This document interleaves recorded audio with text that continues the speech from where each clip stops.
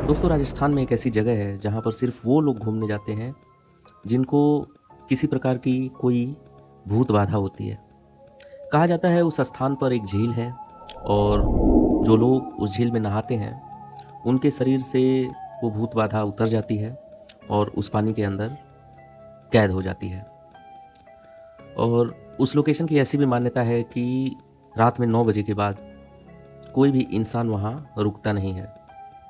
अगर गलती से कोई इंसान वहाँ रुक गया तो वहाँ पर जो आत्माएं मौजूद हैं वो उसका नाम पुकारती हैं और अगर उस इंसान ने कोई जवाब दे दिया तो फिर वो आत्माएं उसके पीछे हमेशा के लिए जुड़ जाती हैं और जल्दी से उसका साथ नहीं छोड़ती हैं।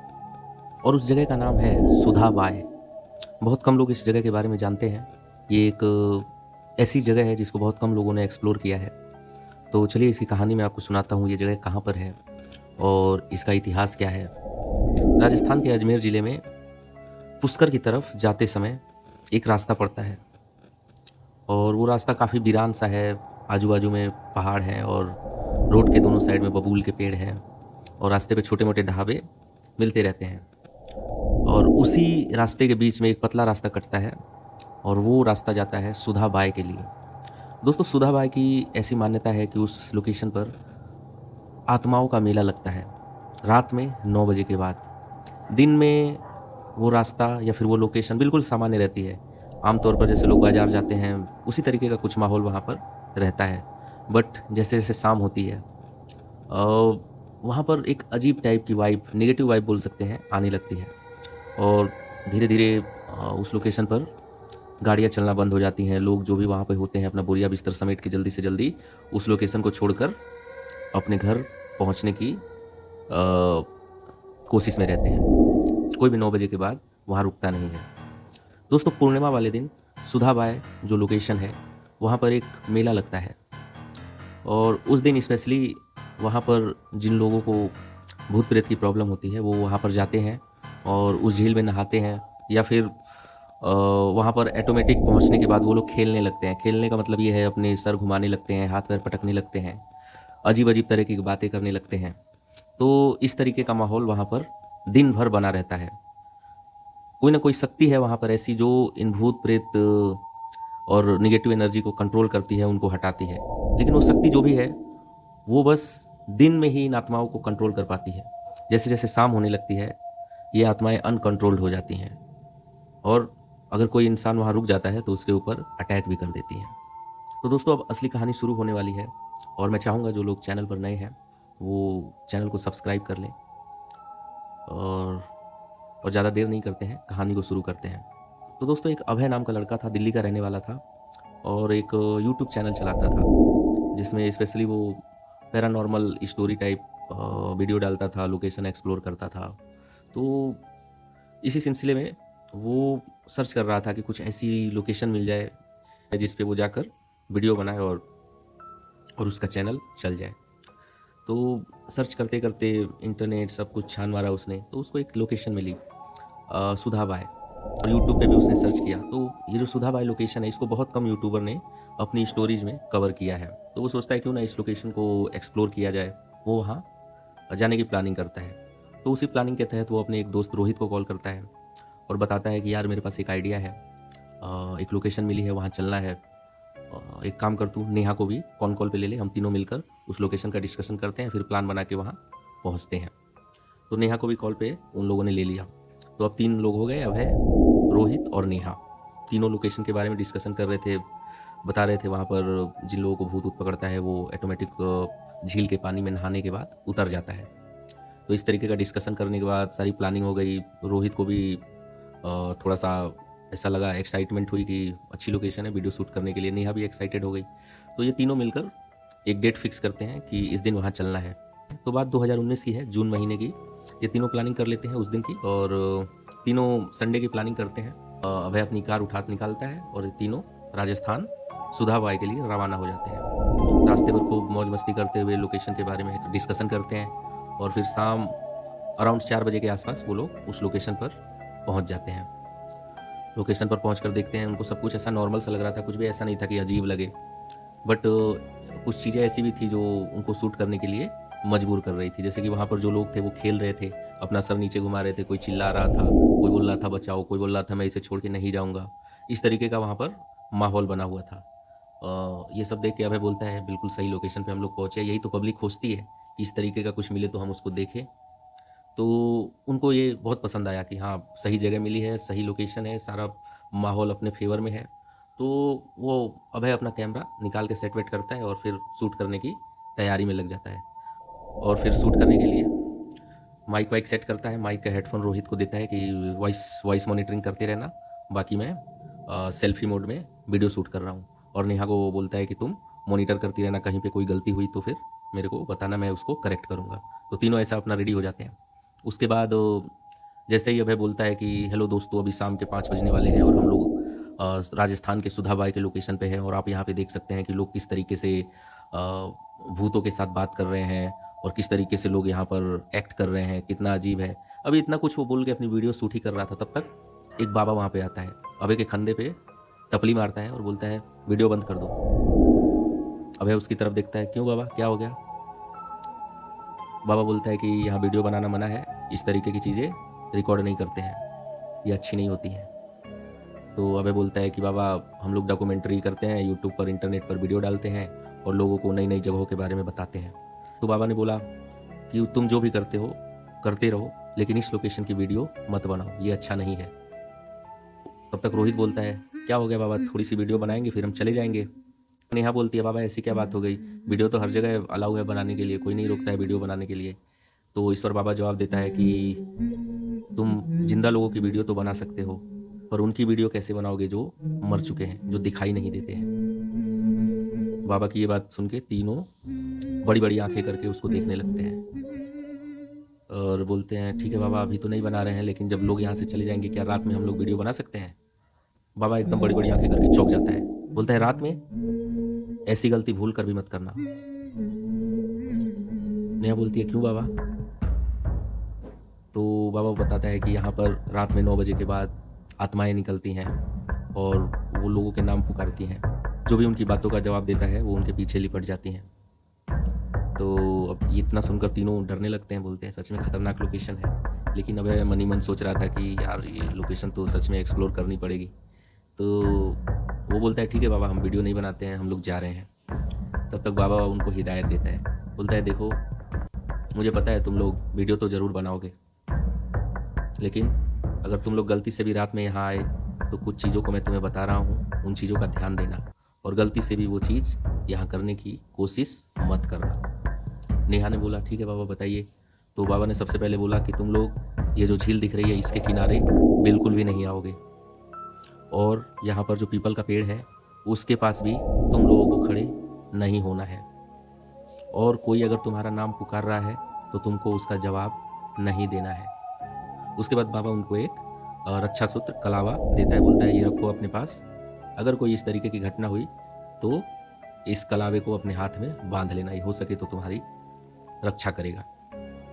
लेकिन फिर भी अभय बोलते हैं, नहीं नहीं बाबा, हम रात में नहीं आएंगे, ऐसी कोई बात नहीं है। इतना सब होने के बाद वो लोग उस लोकेशन से थोड़ी दूर जाकर बैठते हैं, एक ढाबे पर चाय पानी करते हैं और कुछ टाइम 1-2 घंटे वहीं पर बिताते हैं। और जैसे ही 8 बजता है वो लोग देखते हैं कि यहाँ पे जितने भी लोग आए हुए थे या फिर जो भी दुकानें लगी हुई हैं वो धीरे धीरे अपना सामान समेटने लगे हैं और जाने की तैयारी कर रहे हैं। और ऐसा लग रहा था कि कुछ भूकंप आने वाला है, इस तरीके का वहाँ पे अफरा तफरी का माहौल बन गया था। सब लोग एकदम तेज़ी में लगे हुए थे, कोई साइकिल उठा रहा है, कोई मोटरसाइकिल चालू कर रहा है, कोई कार चालू कर रहा है। दुकानदार जो है फटाफट अपने सामान झोले में भर रहे हैं और वहाँ से धीरे धीरे एक एक करके निकल रहे हैं। तो ये चीज़ उनको अजीब लगती है और वो सोचते हैं क्या वो बाबा सही कह रहा था कि ऐसा वहाँ होता है। तो नेहा उसको बोलती है, नेहा अभय को बोलती है कि अभय क्या करे, रात में वीडियो बनाए कि ना बनाए, बाबा ने तो इस तरीके की बात बोली है। तो अभय बोलता है, तेरे बाबा की ऐसी की तैसी, दिल्ली से राजस्थान आए हैं पैसे खर्चे करके, इतना पेट्रोल फूक के, और वीडियो नहीं बनाएंगे? क्यों रोहित, ऐसा हो सकता है? रोहित बोला, बिल्कुल नहीं, वीडियो तो बनेगी और यूट्यूब पे चढ़ेगी भी, बस। तो इतना बोलकर तीनों मुस्कुराते हैं और इंतज़ार करते हैं कि सब लोग चले जाएं, उसके बाद हम लोग वीडियो शूट करेंगे।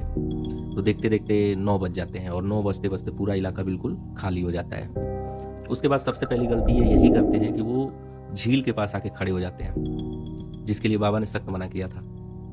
लेकिन वीडियो बनाने की धुन थी, वो कहाँ माने। उसके बाद अभय कैमरा चालू करके बोलता है, दोस्तों अभी हम लोग सुधापाय में हैं, मेरे पीछे एक झील है, ये सामने एक बरगद का पेड़ है। ऐसा कहा जाता है कि यहाँ पर भूत प्रेत का मेला लगता है रात के 9 बजे के बाद, और अभी देखिए टाइम हो रहा है 9:47। अभी इतना ही उसने बोला था, तब तक रोहित उसको बोलता है चुप,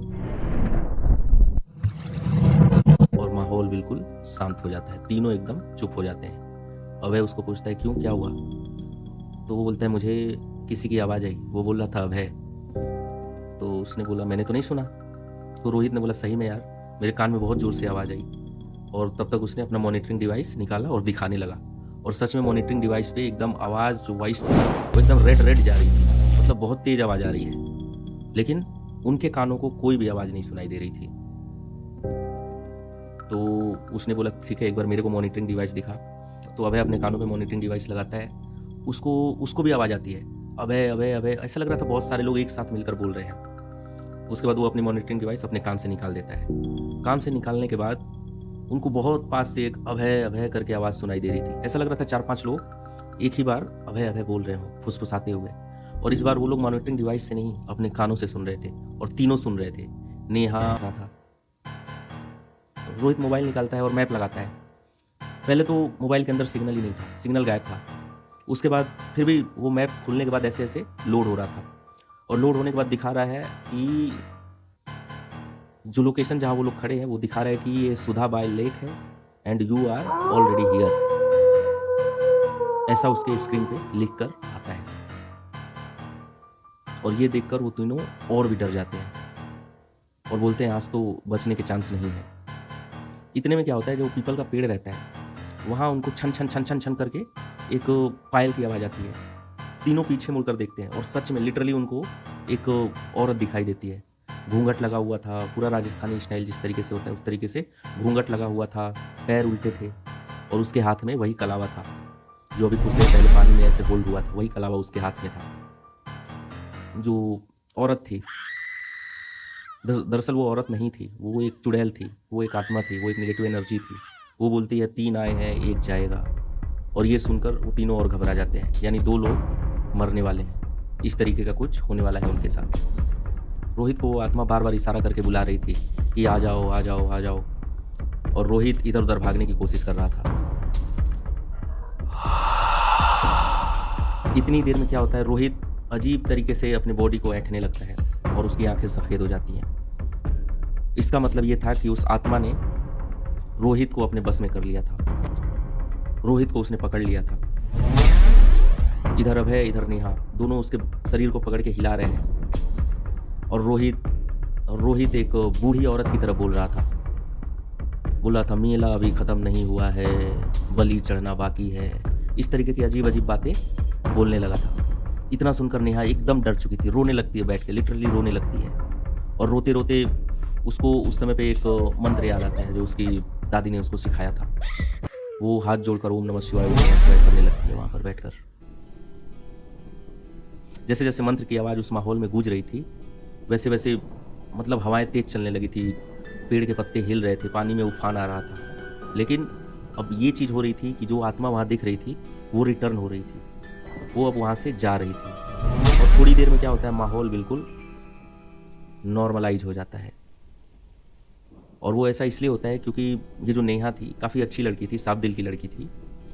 तो उसके उस मंत्र को बोलने से हो सकता है उस समय भगवान ने उन लोगों की सुन ली और सब कुछ माहौल बिल्कुल नॉर्मलाइज हो गया। लेकिन ये जो रोहित था ये अपने होश में नहीं था, ये चल नहीं पा रहा था। तो इसको नेहा और अभय जैसे तैसे करके आगे ले जाते हैं, गाँव की तरफ आगे बढ़ते हैं। और जैसे ही ये उस सुधाबाई लोग में ये ठीक हो जाएगा तो बाबा बोलता है हाँ बिल्कुल बांध दो वो कलावा। जब वो कलावा निकाले उसको उस लैपटॉप के स्क्रीन में दिख रहा है, वो एकदम से उसकी हालत एकदम पतली हो जाती है। उस समय पीछे मुड़कर देखता है, कुछ भी नहीं, लेकिन लैपटॉप के स्क्रीन में उसको पीपल का पेड़ दिख रहा था। ये सब क्या हो रहा था उसको समझ में नहीं आ रहा था। थोड़ी देर के बाद नेहा अभय के पीठ पर हाथ थपथपाती है, क्योंकि नेहा को ये सब नहीं दिख रहा था, ये ओनली अभय को दिख रहा था। और नेहा नॉर्मली वहाँ बैठी हुई थी, उसको नहीं पता चल रहा था कि क्या चीज़ है, क्या चीज़ अभय देख रहा है या फिर क्या चल रहा है उसके साथ। तो इतनी सब कहानी वहाँ पर हुई। और अभय का जो चैनल था उसका नाम था एक राज, उस पर 13-14 दिनों तक कोई वीडियो नहीं आया।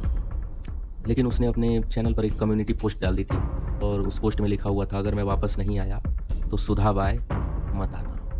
और 14 दिन बाद एक छोटा-सा वीडियो 17 सेकंड का वीडियो उसके चैनल पर अपलोड होता है और उसमें बस कुछ आवाज़ साफ़ नहीं थी। ब्लर आवाज़ में या फिर ऐसे बोल सकते हैं घसघसाहट भरी आवाज़ में ये दिख रहा था, अगला नाम तुम्हारा होगा, सुधा बाय मत आना। पानी दिख रहा है, काला पानी दिख रहा है, पानी हिल रहा है, पेड़ दिख रहा है, पूरी स्क्रीन काली-काली दिख रही है, ऐसे लग रहा है आंधी-तूफ़ान आ रहा है। इस तरीके का कुछ वीडियो उसके चैनल पर अपलोड होता है और वो जो लाल धागा था, वो भी उस वीडियो में दिखाई दे रहा था और कोई उसको होल्ड किए हुए था, ये भी उसमें दिख रहा था। और उसमें लास्ट में लिखा हुआ था, अगली वीडियो तब आएगी जब आप कमेंट करके बताएँगे कि हमें इसका अगला पार्ट चाहिए। तो इस तरीके का उसमें टाइटल नीचे लिख कर आ रहा था और लास्ट में एक डरावनी आवाज़ निकलती है कि कुछ मेले ख़त्म नहीं होते, वो चलते रहते हैं और नए लोगों का इंतज़ार करते रहते हैं। उस दिन के बाद उसके चैनल पर दूसरा कोई वीडियो अपलोड नहीं हुआ और उसके बाद अभय का क्या हुआ, कैसे हुआ, ये सब पार्ट 2 में आएगा। अगर आप कमेंट करेंगे तो मैं इसका पार्ट 2 लेके आऊँगा। तो दोस्तों, इस तरीके का कुछ ये कहानी है। अगर आपको अच्छा लगा हो तो ज़रूर चैनल को सब्सक्राइब करके रखिए और पार्ट 2 के लिए कमेंट करिए। मिलते हैं आपसे अगली वीडियो में, तब तक के लिए धन्यवाद।